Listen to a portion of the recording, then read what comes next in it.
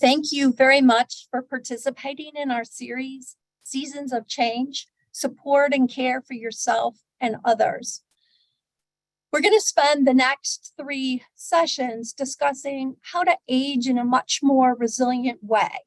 And it's our hope that over the course of the next few weeks or months, that we can build a virtual community and connect with people both globally that might reflect on the material that we are talking about today and at our future meetings. We hope that you will find that your experiences with Seasons of Change will be insightful and engaging. We hope that you'll stay connected not only to us here at ThinkND, but to the global learning community we built over the course of these next few months.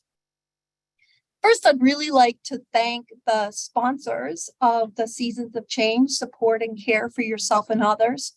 One, my home department, the Department of Psychology, the College of Arts and Letters, and the Notre Dame Alumni Association. This series is also co-sponsored by the Notre Dame Senior Alumni, the Notre Dame Women Connect, and the class of 1983, who are celebrating their 40th reunion this year. We very much appreciate your willingness to share this series. You know, everybody has put in so much time and lent their talents to bring this program to life from its original conception. I've had many conversations, and this has been a wonderful experience. We're also asking you that if you would like to ask us questions, we're going to answer them toward the end of this hour, that you use the Google form that is being shared with you now. That will allow us to facilitate the questions as effectively as possible. And we'll try to answer as many of them as we can, given the time constraints. So this week, I'm really delighted that we have the opportunity to launch this Seasons of Change, Support and Care for Yourself with our first live session. And we're really focusing on stress and handle yourself with care, not only yourself, but others as well.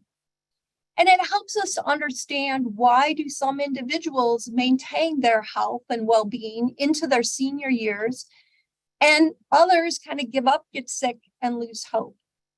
In this series, we're going to talk about sort of weathering the seasons of our lives with resilience and openness.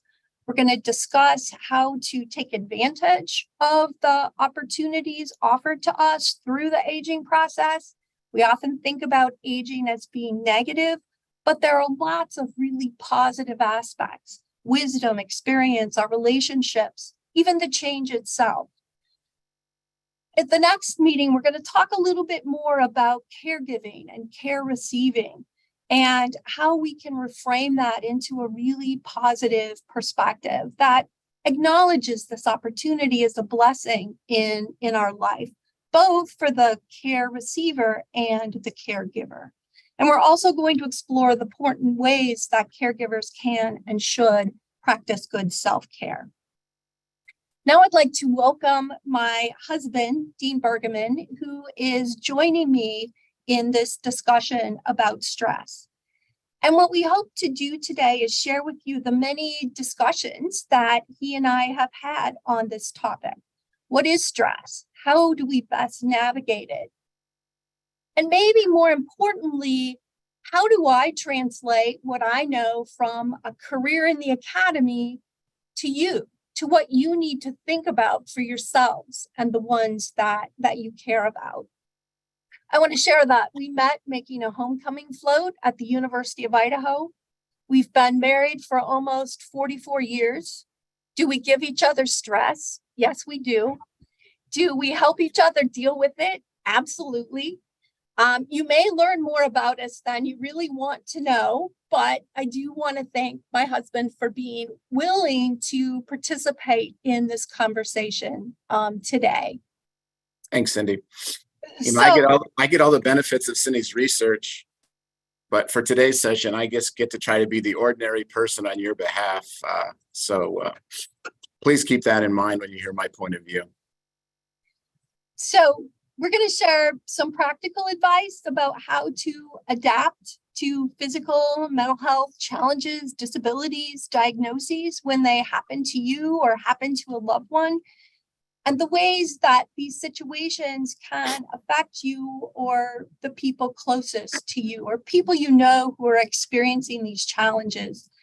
And then we're going to also try to explore how to change our perception of stress from a negative, threatening situation to a more positive one, seeing it as an opportunity or a positive challenge. To kind of keep us all talking about the same thing, I think I'm going to talk about first, and I apologize for doing most of the talking here at the beginning. We'll get Dean in here in a minute. But I want to talk about what stress is and why is it so detrimental to our cognitive functioning, our health, and our well-being. So you can ask yourself, have you ever felt stressed? Have you jumped or felt your heart race when you were startled? Or maybe you had clammy hands when you were at a social event and you didn't really know anyone.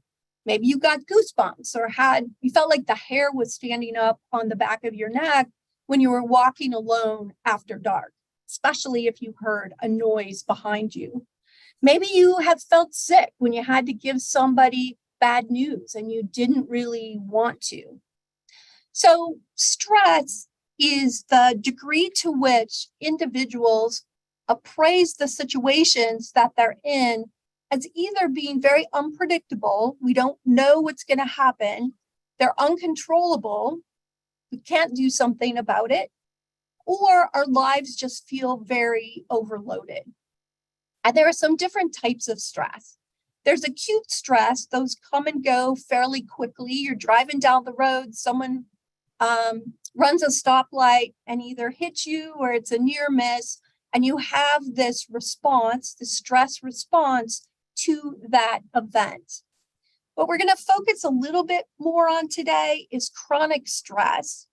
And chronic stress comes from situations in which our stress response is triggered sort of again and again, or when our bodies don't return to their pre-stressed state.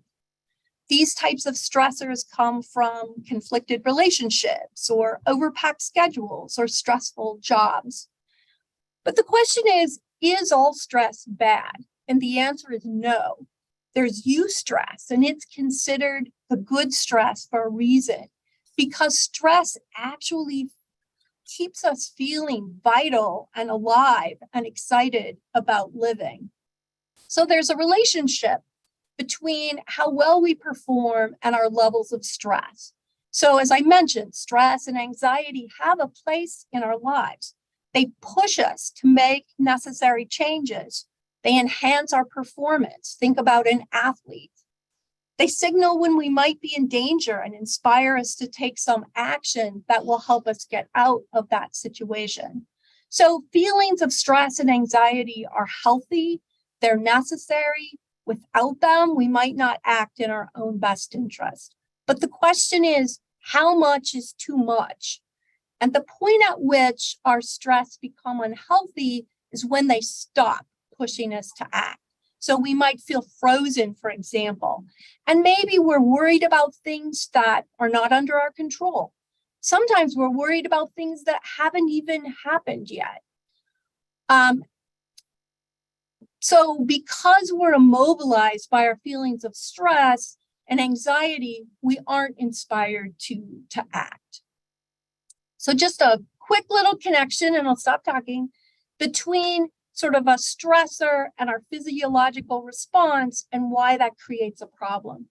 So when we experience some type of a threat, and again, those are in the eye of the beholder, what stresses one person doesn't necessarily stress another. Our sympathetic nervous system activates this variety of neurological, metabolic, immune, cardiovascular systems. And all of these are part of what's called our fight or flee response. The blood begins to flow to our muscles, our heart beats faster to increase our blood pressure, we breathe more rapidly to oxygenate our blood. That gets us ready for action. Conversely, our digestion stops because our blood is diverted from the gut to the arms and legs. So we may feel like when we're stressed, need to urinate or empty our bowels, in essence, to sort of lighten the load. Hormones are released in this process. We start to sweat, our senses sharpen, time feels like it's slowing down. We are ready physiologically to fight or flee. Once the threat's been resolved in some way, the parasympathetic nervous system restores our system to baseline. In effect, it puts the brakes on the body's stress response. So having this stress response is a very valuable thing. But what happens when we're chronically stressed?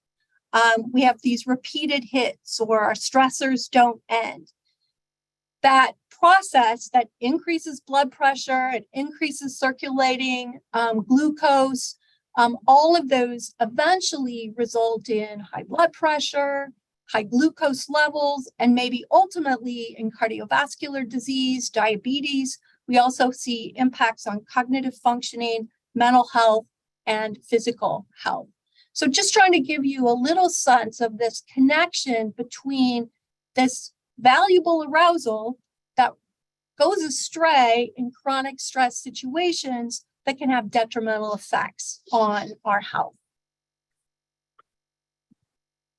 And this is where Cindy and I spend a lot of time, literally, talking about these types of issues. So if you will, for a minute, consider the concept of empathy. What's it like to be single, to be a young parent, to not have many resources financially, maybe not to have a place to live, maybe your car doesn't work? Think about what that does from a stress response standpoint that Cindy's just done such a nice job of explaining. So as we talk about concepts today, think about it in terms of the other person's point of view, if you will, and see if that helps you to maybe reframe kind of the concept of stress. The other thing that I feel strongly about is I think we live in a negative situation in our society right now. We rarely say a good thing about somebody else. We'd rather talk about the dirt on them as opposed to the good qualities of them. So again, I would come back to what Cindy's saying about there is good stress, and good stress is doing the right thing. So how does one, I kind of think of stress as almost like a silent killer.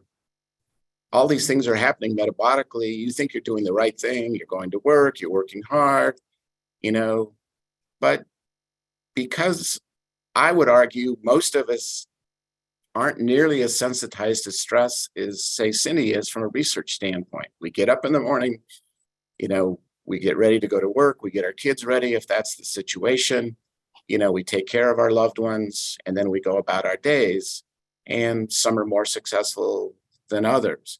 So if we use a recent example, COVID, for example, it completely upended what we all know as normal.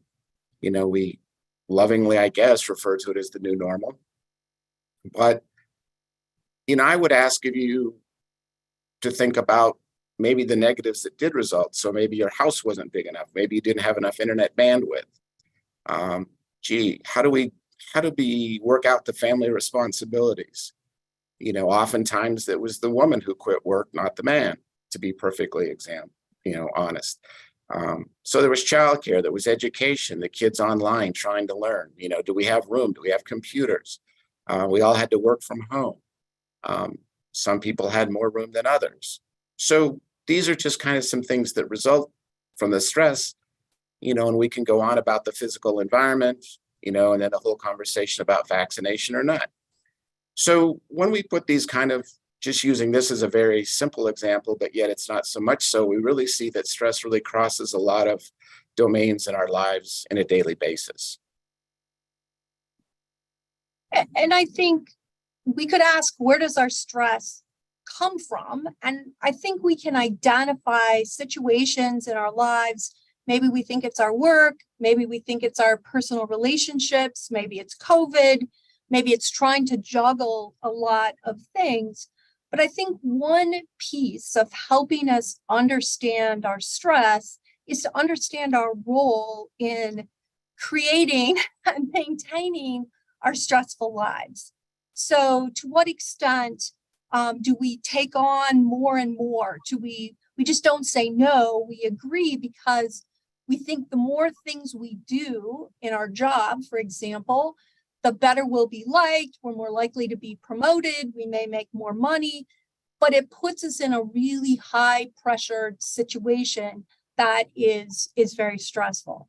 That can then begin to bleed into our family and personal lives because we don't have as much time to spend with them. Or, again, as Dean mentioned, we're asking our spouse to do all of the childcare and the housework and shopping and all of the things that, help to, move our lives forward.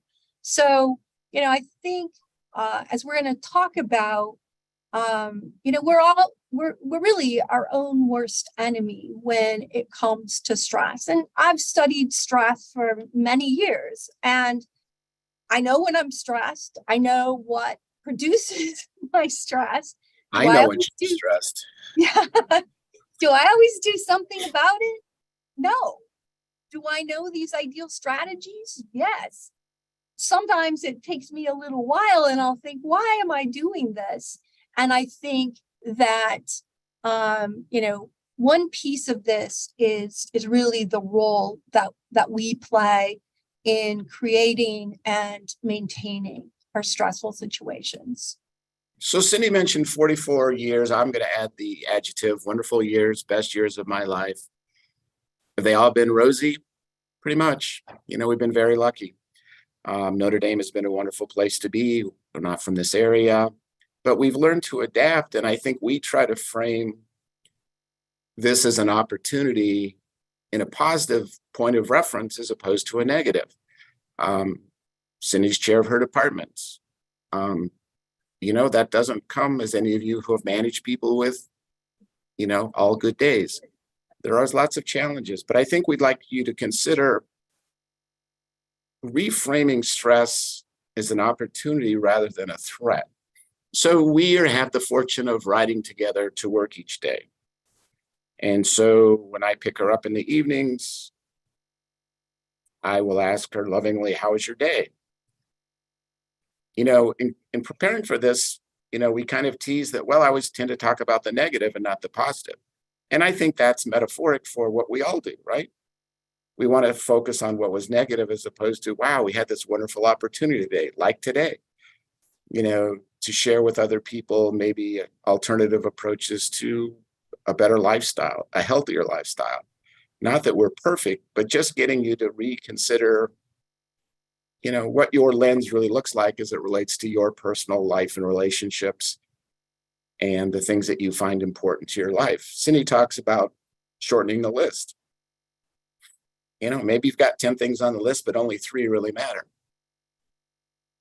It's a good strategy. I'm fortunate that at least so far, she's kept me in the top 3. I haven't taken him off my list yet. Yeah, well, it's better to be on a good list than a bad list, I can tell you that for sure. So, think about financial, it's like Maslow's hierarchy of needs, food, safety, warmth, all of those basic things before we can even, move on to other parts of our lives. So where is there meaning for you? Where's your value? When you go to work, is it just a paycheck? Can you bring value to it? As a small business person, I think about the person who maybe can't make it to work on time every day. And I get frustrated because I'm trying to balance a budget. They're trying to live a life in terms of, so how do we resolve situations like that? This might sound familiar to some of you. Maybe you have some good strategies that you want to share with others to try and, again, get them to think about, is this person valuable? Have you, as the employer, gone to your respectable end to try and find a win-win situation for both people? So these are things that I think, so when Cindy gets in the car, I ask her how her day is, and immediately, as we were talking about this, she thinks that I want to fix it, but she doesn't tell me what she needs. So my feedback is more of a fix-it mode. And she says, really, all I want you to do is listen. So maybe she can share with you a little bit about, just simply asking for help and really what you need.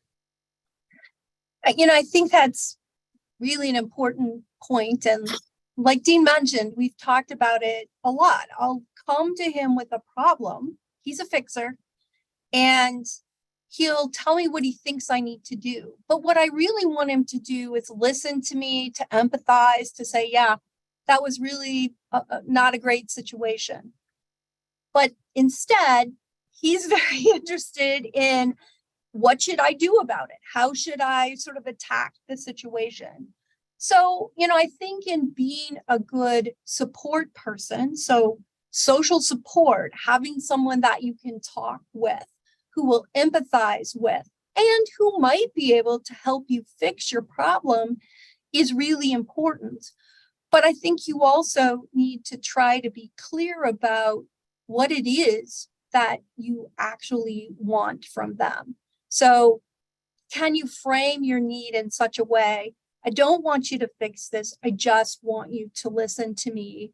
Or this is something I need you to help me to fix. And I try hard when I'm talking to faculty or to students to ask them, what is it that you are hoping that I will do about a particular situation? And then try to listen to what it is they actually want. Are they just wanting to report something to me, or are they wanting me to do something about it?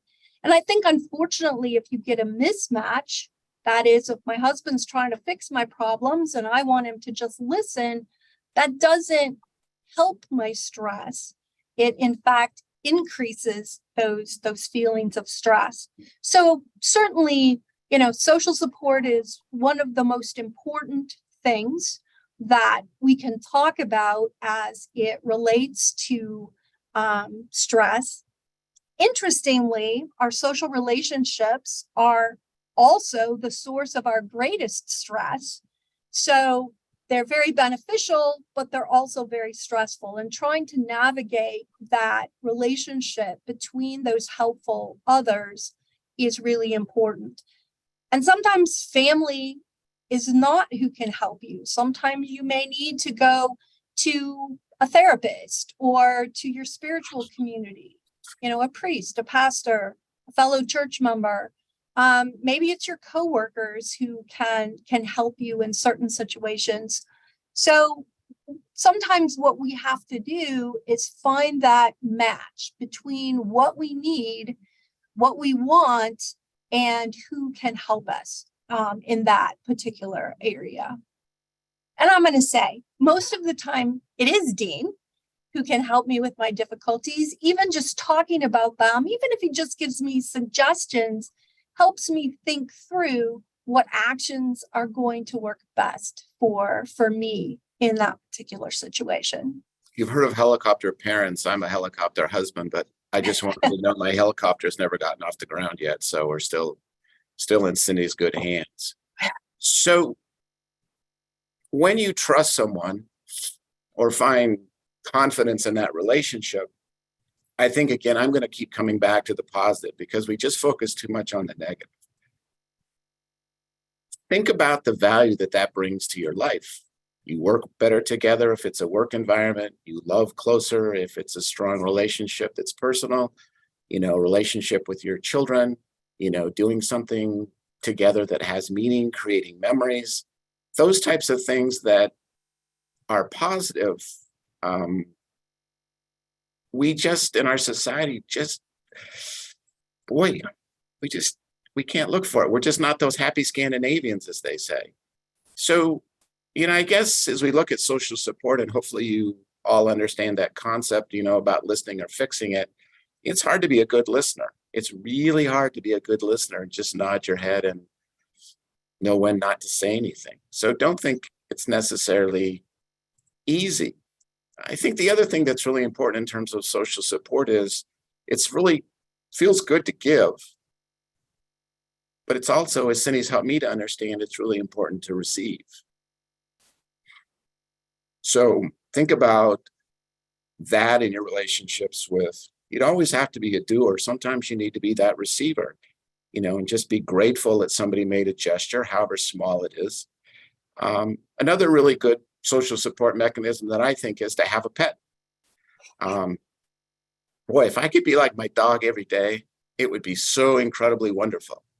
Your dogs don't complain if you get up at 5 o'clock and walk them, or if you get up at 7 o'clock. Maybe if you sleep until 8 or 9, they're getting a little twitchy. But think about your pets and just how they're always just like there to nuzzle you. They look at you with those big eyes. So think about the calming effect that pets have. Even cats, even though I'm a dog person, cats rub up against your leg, you get your pants all hairy. Not that my dogs don't either, but you know what I'm saying. So, think about it. We recently took a trip last summer to Norway. We had to leave our dogs home. And I don't think there was a dog that I didn't meet that I didn't get down and scratch it and ask the owner if it was okay. And it helped me to overcome how much I miss my dogs over back in South Bend. So again, that's a personal example, but something that I think you can relate to. Some people can take their dogs to work. In Cindy's lab, one of her lab people bring their dog in. I've been fortunate to be able to have a small business and bring my dogs to work. Right now I'm doing some teaching, and so I can bring my dogs in the classroom. It's a university setting. The kids are away from home. They miss their dogs. That's part of their lives. So it's a very important social aspect to their lives. They ask where the dogs are at if I don't bring them. So again, I think it's something that's, just another quiver in your,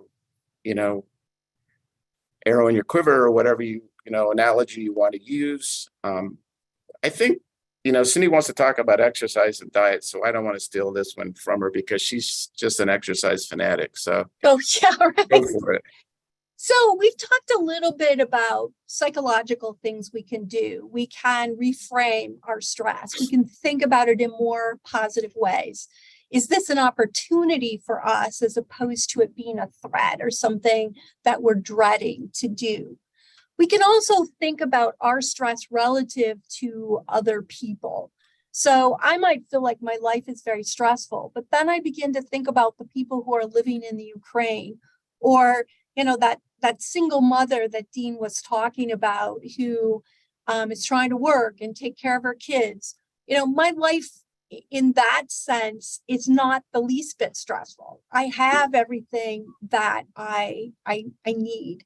So reframing or thinking about our stress relative to other people, I think, can be really helpful. We've talked a little bit about the role of social support, asking for help, giving help, and how we might get a good fit there. But one of the most direct things that we can do is engage in healthy lifestyle type behaviors. So if our body in a stressful situation, be it because we're ruminating about a situation or because we are in a difficult situation, ramps up. And so one way to deal with that physiological arousal is to exercise. Dean has given me grief because I hate exercise. I know exercise is important. Exercise doesn't make your stress go away, but exercise breaks that link between that physiological arousal and the health outcomes. So you're dissipating that stress just like you were fighting or fleeing. If you can disguise stress as fun, then I'm all in.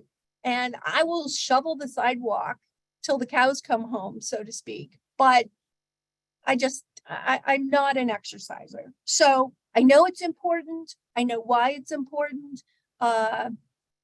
It's just a difficult thing for me to do. So I'd like to take a different, I want to jump on this wagon here a little bit with Cindy. And that is, I give her stress when I remind her that she should exercise. And I think that is analogous to a lot of things that couples do. Best intentions sometimes in terms of social support, just causes more anxiety. So I think, there's a group of people across the world. Some of you might have heard of them. It's called the Blue Zones. We have one such group in America. It's in Loma Linda, California. It's primarily Seventh-day Adventists. And their culture is one of moderate exercise, good nutrition. Historically, the Adventists have been vegetarians. Walking is a big part of their spiritual culture. On their Sabbath, it's important for them to join with a group of people to take a walk. So I would argue, or I would suggest, that you consider just the value of pushing your chair away from your desk, walking away from your child, maybe taking your husband's hand and saying, "Dear, let's go for a walk. Don't forget the dogs." And really just trying to free yourself from that immediate anxiety that you're feeling. So I don't think it has to be, we don't have to go to the gym. We don't have to get on the weight machine. And I think reasonableness, like everything, it's just important to do it. So I'm going to let her off the hook and say she's a great walker, and that's one of the things we enjoy most. So another piece, when we're feeling, thank you, when we're feeling stressed, what do we feel like doing? We want to eat sweet snacks, maybe grab some chips, maybe have a few drinks to help us sort of calm down. Well, there's a reason why we want sweet and salty snacks. There's a stress hormone that's called cortisol, and its job is to prepare your body to be ready for your next stressor. And if you have chronic stress, then the system is always in play. And cortisol contributes to these sweet and salty cravings. Sweet foods to increase your blood glucose levels so your body has energy, and salt to increase your blood pressure. But you can well imagine that something that's beneficial in the short term can be very detrimental for us in the long term.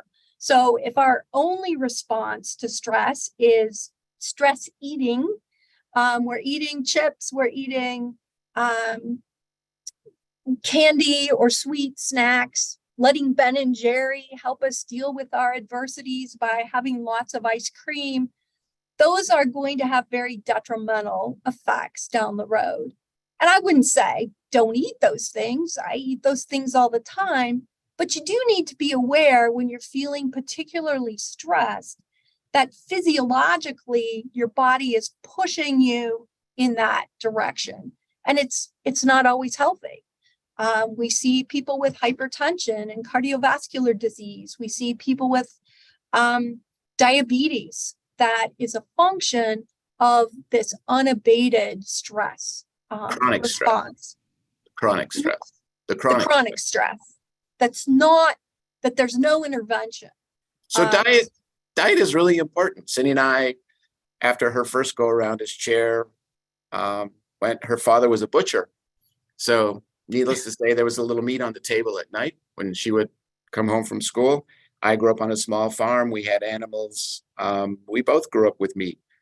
But the stress that we realized after Cindy's first stint as chair in her department, we just were eating too much fast food and our nutrition wasn't good. And so we both became vegetarian. And I think it's been a very positive experience for us, but it's something that I think it's hard to do alone. You have to do it together. And I know how much I appreciate, Cindy's willingness. It was my idea, but Cindy's willingness to say, sure, let's give it a go. And it's, we're pushing 20 years probably with regard to that. So, it's not just exercise, it's diet. And kind of one thing that we touched on earlier that I think is really maybe a tough topic sometimes for some people, and that's where your spirituality lies. And, I think another way to dissipate stress for me is just to find peace. Go find that favorite spot in the sun, in the window, be it meditation, be it reading, poetry, be it referring to your favorite, spiritual document, whatever that might be. Again, trying to be judgmental in this conversation with regard to, it's not about how I personally do it. It's more of a broader understanding of we each have our special places that we need to go to find calm. And calm is really, really important. So if we have that stress dissipation, our arousal that's associated with stress, we want to silence that. We can do it through exercise. We can do it through prayer, meditation, yoga, reading, poetry, whatever we can do to help us calm ourselves. So we can often feel that jumpiness. We feel jumpy because our body is sending glucose to our muscles. We feel like it's hard to settle down because our blood pressure is raised. And so part of what we want to do, and it could be psychologically, it could be physically, is to look at ways to silence that physiological arousal that is associated with stress. And exercise and sort of prayer, meditation, yoga are really good ways to do that. And then just being aware that diet is really important. Sleep is important. I think people, especially in midlife, do not get enough sleep.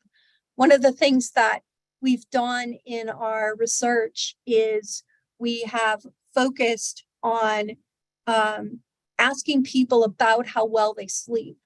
And we ask them what time they go to bed and what time they get up and how many hours they sleep. And you'd think people would just do the math. But interestingly, they don't. They think they sleep 8 hours a night because that's kind of the rule of thumb that people talk about. But maybe on average, they get 6 hours of sleep. And so, we might get less sleep because our lives are very full and time pressured, or we might get less sleep because we're worried. We're ruminating about what's going to happen the next day or something that happened that day. And so, stress can also disrupt our sleep. So again, healthy bodies help us deal with the detrimental effects of stress. I think the last topic that we wanted to talk about is this whole idea of forgiveness, letting go of our stress. So, I know I tend to bring up things that happened, a month ago, 5 years ago. They're still kind of there. And when we get stressed, we fall back on, well, you did this or I did that, or sort of however you want to define that. But what it tells me is I haven't really let go of that, the stressor, the situation, in ways that are beneficially healthy for me. I remind her to stay in the moment.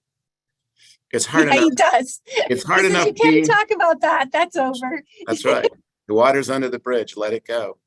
I mean, the other thing is, Cindy's really good to say, I'm sorry. She's helped me to practice that. And to not make excuses. Well, I did it this way, or I did it for, no. Just say you're sorry. Mean it. Give her a hug and try hard to not do it again and to improve your actions, so to speak. We have a magnet on our refrigerator, that ubiquitous billboard that we all have in our homes. It says, our children, our dogs, whatever the case that you want to insert, they need our love when they deserve it the least. That's kind of been our parenting strategy. Our kids need love most when they deserve it the least. And if you can keep that in mind. So do we. I think that's true of each other. We got to love ourselves. Yeah, maybe I'm frustrated with you. You're frustrated with me. I'm frustrated with myself. Self-compassion is also really important in this process. Not only forgiving other people, but willing to forgive yourself.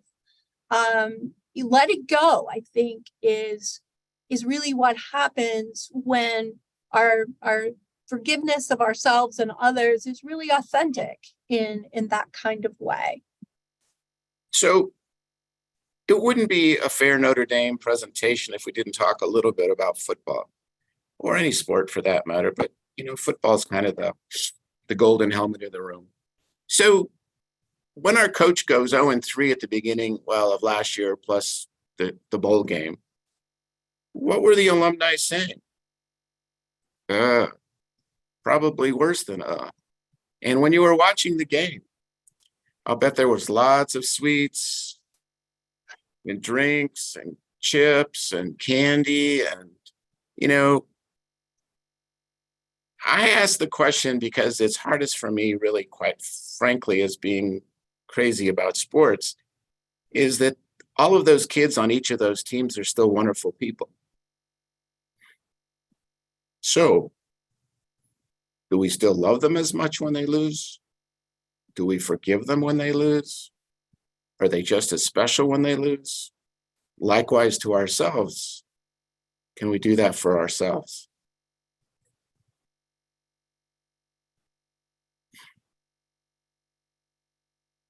So we know that stress can have negative effects on, as I mentioned, cardiovascular disease and diabetes, but it's also implicated in changes in cognitive functioning and potentially even Alzheimer's disease, certain types of cancer, psychological difficulties, mental health problems, anxiety, depression.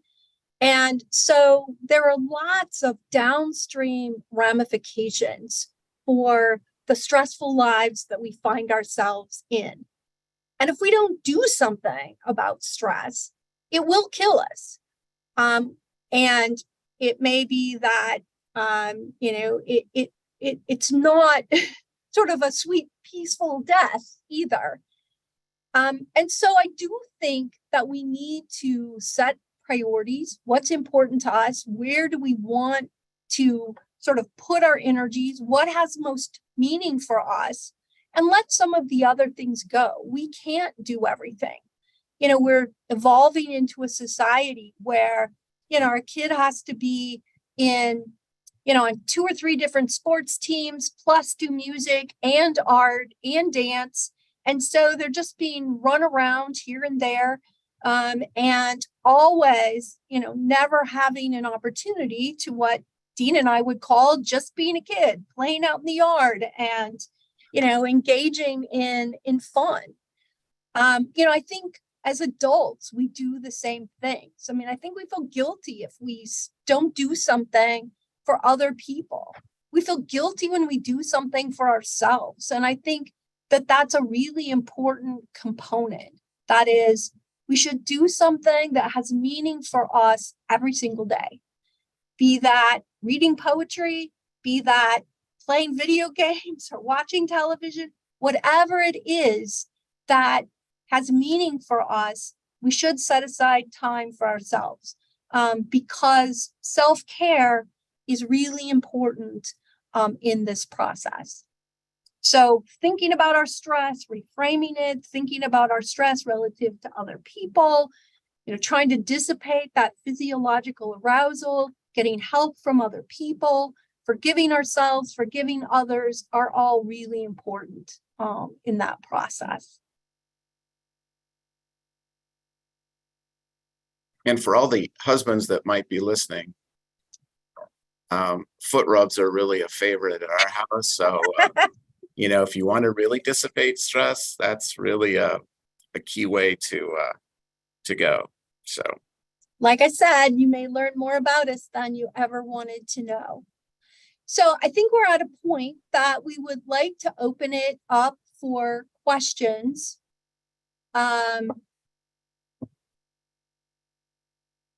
There was a question about whether or not a recording would be available afterwards. I think the answer to that is yes, that they are working to make sure that at the very least there'll be an audio recording of this. So Grace from Connecticut is asking me, what's the number one thing that we recommend people start doing who feel like they're under immense stress? And they asked us both to answer. So I don't know if you want me to go first or you go first. What do you think? Go for it. All right. I would say the number one thing that you can do is look at what those stressors are. That is, what is it that is putting pressure on you? And some things we can change, and some things we're not going to be able to. So trying to pare down your to-do list, trying to look at ways that you can take things off your plate. And then I think helping to dissipate the arousal associated with the stress, either through an empathetic friend, being able to talk about it, some type of meditation or prayer, exercise, etc. But I think being aware of what stress does to your health is really an important first step. I have my fixer hat on. And what I think is the most important thing is the personal responsibility is, of all the things that Cindy suggested, you have to do it. You just can't talk about it. You just can't ruminate about it. You have to take action in a positive way, because it's in your best interest to get your life back in that balance so that you don't feel that. And then I think life will be fine.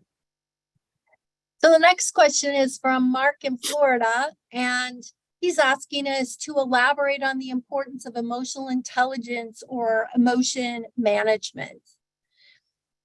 From my specific research perspective, that's sort of the emotional response is actually what I'm most interested in. I'm interested in how stressors trigger our negative emotions and the extent to which we can re-regulate those emotions, and then looking at the sort of downstream effects on health and well-being for people who are better at doing that. And some of the ways we might do it, the reframing ideas is one way. An example of that would be the psychological lingo is the undoing hypothesis. But basically what we're doing is, when you're in a stressful situation, can you see the good in that? Can you see the positive in the negative? Can you use your positive emotions to undo the effects of stress on your negative emotions? So can you appreciate the person? Can you see the beauty of the day? Can you look in your dog's eyes and know that it's going to be okay? So again, being able to use our emotions to help us better understand, especially our positive ones, to undo the effects of stress on our negative ones, which then can stop that further rumination and process down the road. Any thoughts, Dean? Being married to a psychologist, you kind of poo-poo personality.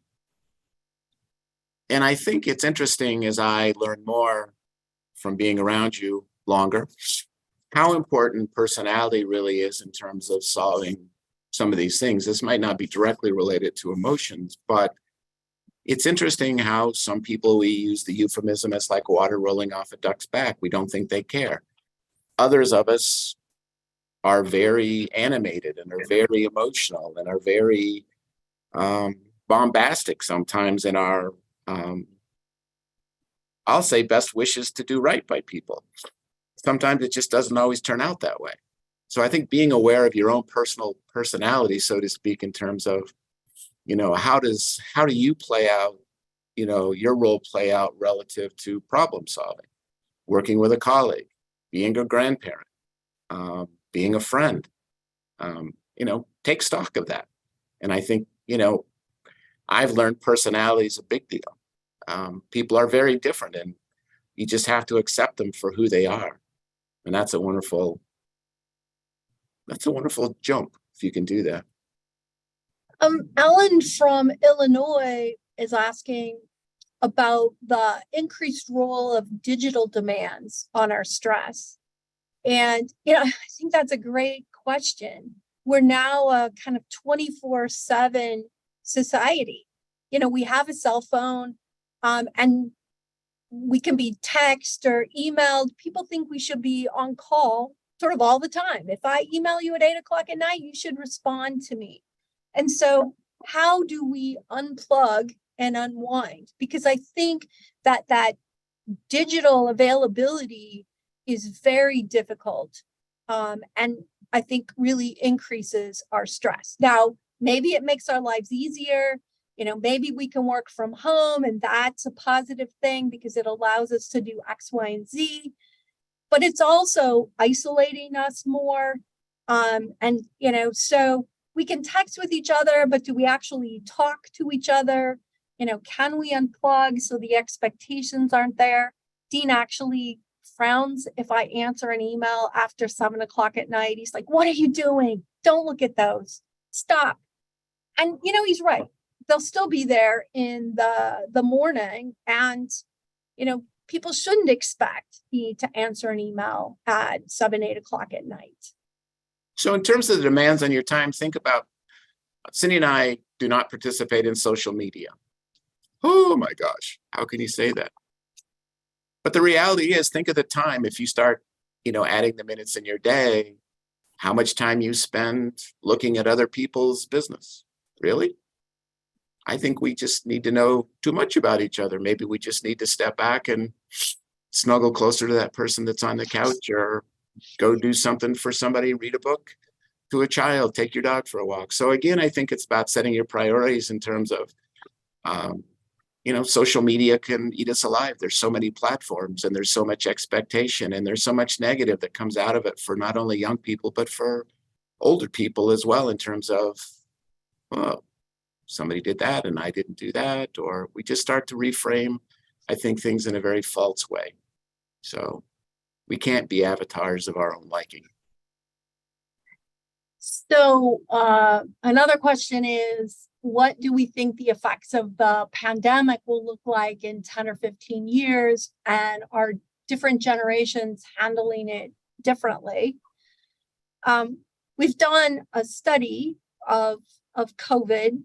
I study stress across the lifespan, and it seems a little sick to think, gosh, this is a great opportunity to understand a stressor that everybody is experiencing, but they're experiencing it differently, and they're experiencing it on top of their other life challenges. And it, in fact, may produce additional life challenges. And we haven't had an opportunity to really sort of look at all of that information. But, we do have some insights that at least initially the generations were handling it differently. Our sample had young adults, midlife, and older adults.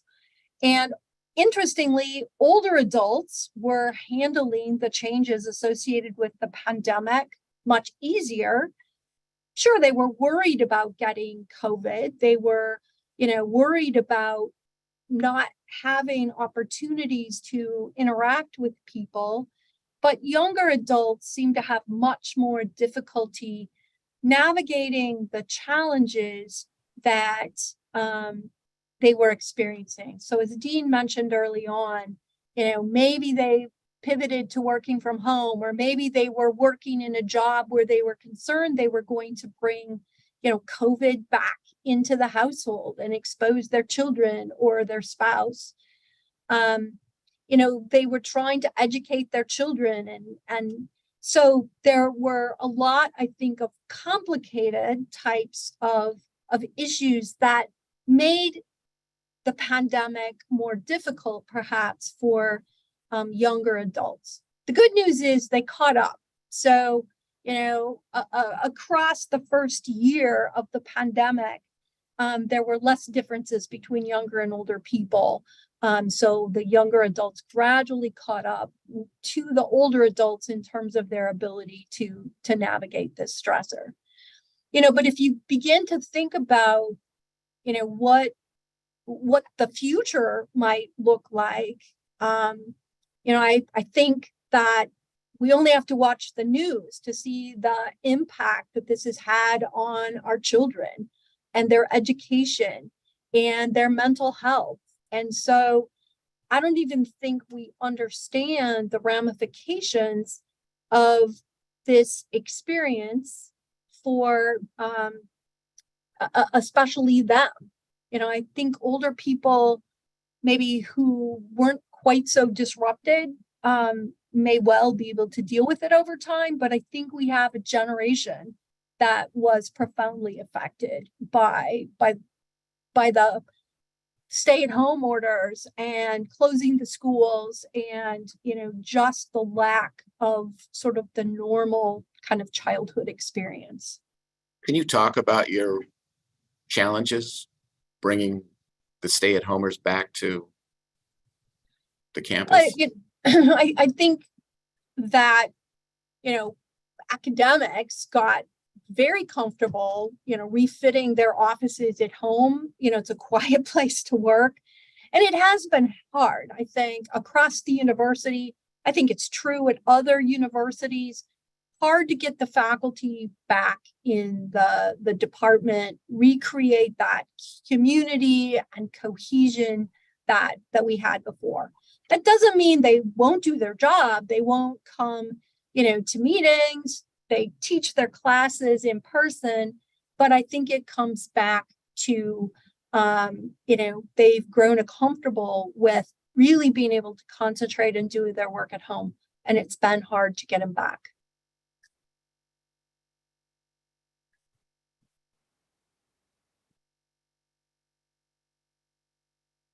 So, Karen, this is the last question or issue. She says her husband has metastatic cancer. Very sorry. Recently, she retired to be with him and enjoy the good days. You've helped me most by taking time out each day to do something that makes me happy. Try hard not to focus on the future of the disease. So again, I think Karen has it right in that enjoy the time that you have. Don't always think that there's going to be this future opportunity. So this future opportunity to deal with your stress, this future opportunity to engage with your loved ones, that'll happen later. It's really important to live in the moment, to appreciate what you have, to do things that make you happy, make you feel positive. Those are all really important things.